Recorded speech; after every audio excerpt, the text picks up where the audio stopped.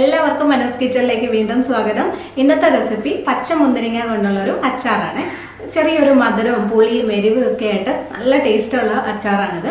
നമുക്ക് ബിരിയാണിയുടെയും നെയ്ച്ചോറിൻ്റെ ഒക്കെ കൂടെ ഡേറ്റ്സ് പിക്കിളൊക്കെ കഴിക്കില്ലേ, ഡേറ്റ്സും പൈനാപ്പിളും ഒക്കെ വെച്ച് നമ്മൾ അച്ചാർ ഉണ്ടാക്കാറുണ്ടല്ലോ, അതുപോലെ തന്നെ കഴിക്കാൻ പറ്റുന്ന നല്ല ടേസ്റ്റി ആയിട്ടുള്ളൊരു അച്ചാർ. അപ്പോൾ ഇതെങ്ങനെയാണ് ഉണ്ടാക്കുന്നതെന്ന് നോക്കാം. അപ്പോൾ ഞാനിവിടെ കുറച്ച് ഗ്രേപ്സ് നന്നായിട്ട് കഴുകി എടുത്ത് വെച്ചിട്ടുണ്ട്. ഗ്രേപ്സ് ഒക്കെ എപ്പോഴും നമ്മൾ കഴുകുന്ന വെള്ളത്തിൽ ഇച്ചിരി വിനീഗറോ മഞ്ഞപ്പൊടിയോ ഒക്കെ ഇട്ട് കുറച്ച് നേരം ഒന്ന് വെച്ചിട്ട് വേണം യൂസ് ചെയ്യാനായിട്ട്. അതെല്ലാവർക്കും അറിയാമല്ലോ. അപ്പോൾ ഇത് ഏകദേശം 1/4 കിലോ ഗ്രേപ്സ് ആണ് കേട്ടോ. 1/4 കിലോയേക്കാളും കുറച്ചും കൂടിയുണ്ട്, ഒരു 300 ഗ്രാം ഗ്രേപ്സ് ഉണ്ട്. അപ്പോൾ ഇതിനി നമ്മൾ ഓരോ മുന്തിരിങ്ങയും ഒന്ന് മുറിച്ചിട്ടാണ് അച്ചാർ ഉണ്ടാക്കുന്നത്. അതായത് ഇതുപോലെ നടുകെ ഒന്ന് 2 പീസായിട്ട് കട്ട് ചെയ്തിട്ടാണ് ഉണ്ടാക്കുന്നത്. അപ്പോൾ എല്ലാം ഇതുപോലെ തന്നെ കട്ട് ചെയ്തെടുക്കാം. പിന്നെ ഇങ്ങനെ മുറിക്കാതെ നമുക്ക് ഉണ്ടാക്കാം കേട്ടോ. ഗ്രേപ്സ് അതുപോലെ ഇട്ടിട്ടും അച്ചാർ ഉണ്ടാക്കാം, പലരും അങ്ങനെയാണ് ചെയ്യുന്നത്. പക്ഷെ ഒന്ന് മുറിച്ചിടുമ്പം മുന്തിരിങ്ങയുടെ ഉള്ളിലുള്ള ജ്യൂസൊക്കെ ഒന്ന് പുറത്തേക്ക് വന്നിട്ട് ഈ അച്ചാറിൻ്റെ ഗ്രേവിക്കൊക്കെ നല്ലൊരു ടേസ്റ്റ് ആയിരിക്കും, കുറച്ചും കൂടി ടേസ്റ്റ് ഉണ്ടാവും. അപ്പോൾ അതുകൊണ്ടാണ് ഞാനിങ്ങനെ ചെയ്യുന്നത്. അപ്പോൾ നിങ്ങളുടെ താല്പര്യം പോലെ ചെയ്യാം. ഇനി ഇതിൽ കുറച്ച് ഉപ്പിട്ട് കൊടുക്കാം. ഞാനൊരു 1/2 ടീസ്പൂണാണ് ഇട്ടത്.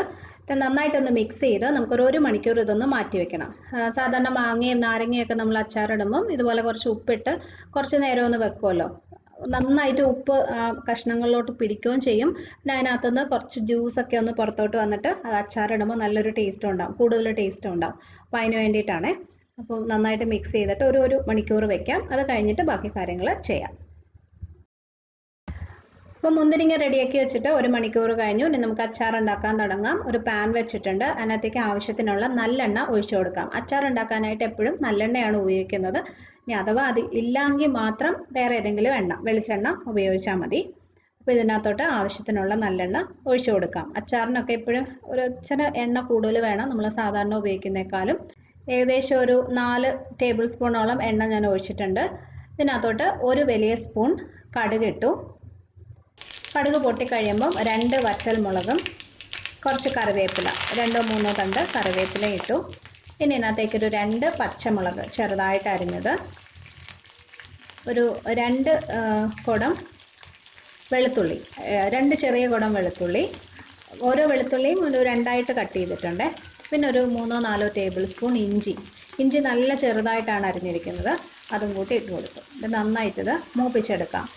ഇഞ്ചിയുടെ ആ ഒരു പച്ച ചുവ മാറി ഇഞ്ചി ഒരു ചെറുതായിട്ടൊന്ന് ബ്രൗൺ കളർ ആവണം, നന്നായിട്ടൊന്ന് മൂത്ത് വരണം, അതുവരെ ഇത് വഴറ്റി കൊടുക്കാം.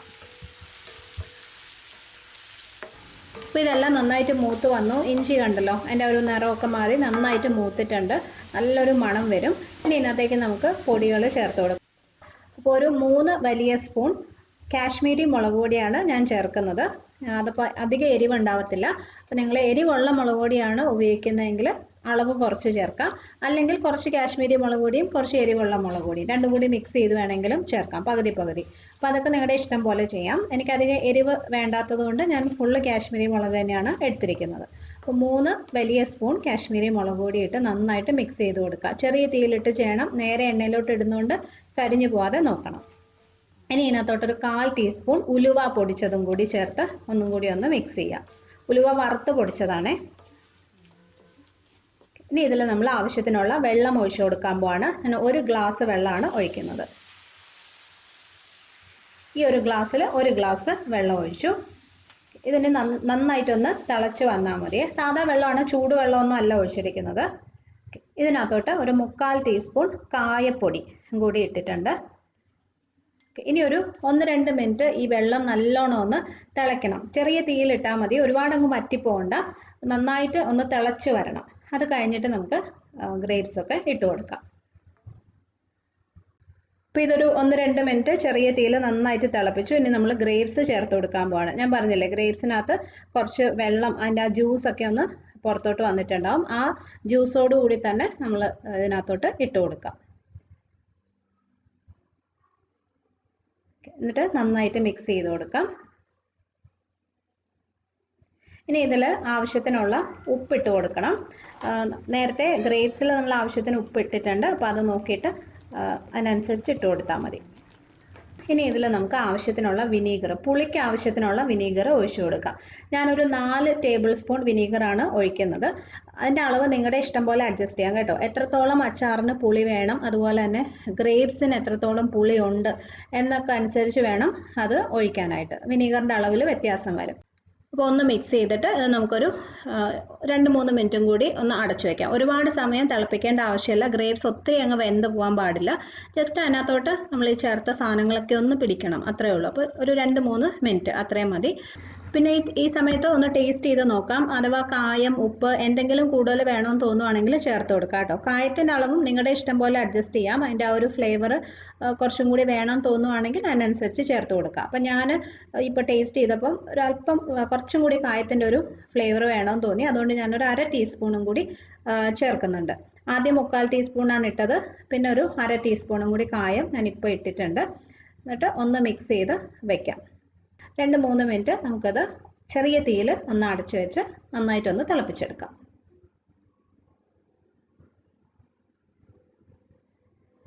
അപ്പോൾ നമ്മുടെ അച്ചാർ ഞാൻ കുറച്ച് നേരം ഒന്ന് തിളപ്പിച്ചു.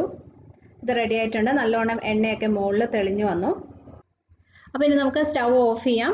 പിന്നെ ഈ അച്ചാർ കുറച്ചും കൂടി ഡ്രൈ ആയിട്ടാണ് വേണ്ടത്. ഇത്രയും ഗ്രേവി വേണ്ടാന്നുണ്ടെങ്കിൽ ആദ്യം നമ്മൾ ചേർക്കുന്ന വെള്ളത്തിൻ്റെ അളവ്, 1 ഗ്ലാസ് ആണല്ലോ ചേർത്ത്, അതിൻ്റെ അളവ് കുറച്ചാൽ മതി. പക്ഷെ എനിക്ക് കുറച്ചിങ്ങനെ ഗ്രേവി ആയിട്ടിരിക്കുന്നതാണ് ഇഷ്ടം. ഇതിൻ്റെ ഈ ഒരു ഗ്രേവി കഴിക്കാൻ തന്നെ നല്ലൊരു ടേസ്റ്റാണ്. ആ ഗ്രേപ്സ് എന്നുള്ള മധുരവും അതുപോലെ വിനീഗറിൻ്റെ പുളിയും എരിവും ഒക്കെ ആയിട്ട് നല്ലൊരു അടിപൊളി ടേസ്റ്റാണ്. ചിലർ ഇതിനകത്ത് കുറച്ച് പഞ്ചസാര അല്ലെങ്കിൽ ശർക്കരയൊക്കെ ചേർക്കാറുണ്ട് മധുരത്തിനായിട്ട്. പക്ഷെ ഇതിനകത്ത് നമ്മൾ ഗ്രേപ്സ് ഇങ്ങനെ 2ആയിട്ട് കട്ട് ചെയ്ത് ചേർത്തിരിക്കുന്ന കാരണം അതിൻ്റെ ഉള്ളിലുള്ള ഒരു ജ്യൂസൊക്കെ ഒന്ന് പുറത്തോട്ട് ആ ഗ്രേവിയിൽ വന്നിട്ട് അതിന് ആവശ്യത്തിനുള്ള മധുരം ഉണ്ട്. അപ്പോൾ അതുകൊണ്ട് എക്സ്ട്രാ പിന്നെ ചേർക്കേണ്ട ആവശ്യമില്ല. അപ്പോൾ ഇത് നന്നായിട്ട് തണുത്ത് കഴിയുമ്പം ഒട്ടും ഈർപ്പമില്ലാത്ത ഒരു കുപ്പിയിലിട്ട് അടച്ച് സൂക്ഷിച്ചാൽ മതി. ഒരാഴ്ചയൊക്കെ വരെ പുറത്തിരിക്കും. അത് കഴിഞ്ഞാൽ പിന്നെ ഫ്രിഡ്ജിൽ വെക്കുന്നതാണ് നല്ലത് കേട്ടോ. അപ്പോൾ കൂടുതൽ നാൾ വെക്കണമെന്നുണ്ടെങ്കിൽ ഫ്രിഡ്ജിൽ തന്നെ വെക്കണം. അതുപോലെ തന്നെ ഇത് ഉണ്ടാക്കുന്ന അന്ന് തൊട്ട് തന്നെ അപ്പത്തൊട്ട് തന്നെ നമുക്ക് കഴിച്ചു തുടങ്ങാം. നാരങ്ങയും മാങ്ങയൊന്നും പോലെ കുറച്ച് ദിവസം വെച്ചിരിക്കേണ്ട ആവശ്യമില്ല. ഉടനെ തന്നെ നമുക്ക് ഉപയോഗിച്ച് തുടങ്ങാം. അപ്പം നല്ല ടേസ്റ്റി ആയിട്ടുള്ള അടിപൊളി അച്ചാറാണ്. നിങ്ങൾ ഉണ്ടാക്കി നോക്കണം. ഞാൻ പറഞ്ഞ പോലെ ബിരിയാണി, നെയ്ച്ചോറ് അല്ലെങ്കിൽ നമ്മുടെ സാധാരണ ചോറ് എല്ലാത്തിൻ്റെയും കൂടെ കഴിക്കാൻ പറ്റുന്ന ഒരു അച്ചാർ. അപ്പോൾ ഉണ്ടാക്കി നോക്കിയിട്ട് അഭിപ്രായം അറിയിക്കണം. ഈ വീഡിയോ നിങ്ങൾക്ക് ഇഷ്ടമായെങ്കിൽ ലൈക്ക് ചെയ്യാനും ഷെയർ ചെയ്യാനും മറക്കരുത്. ചാനൽ സബ്സ്ക്രൈബ് ചെയ്തിട്ടില്ലെങ്കിൽ ഒന്ന് ചെയ്തേക്കണേ. അപ്പോൾ ഇതുപോലെ തന്നെ നല്ല വീഡിയോസുമായിട്ട് വീണ്ടും കാണാം. Bye friends, thank you for watching.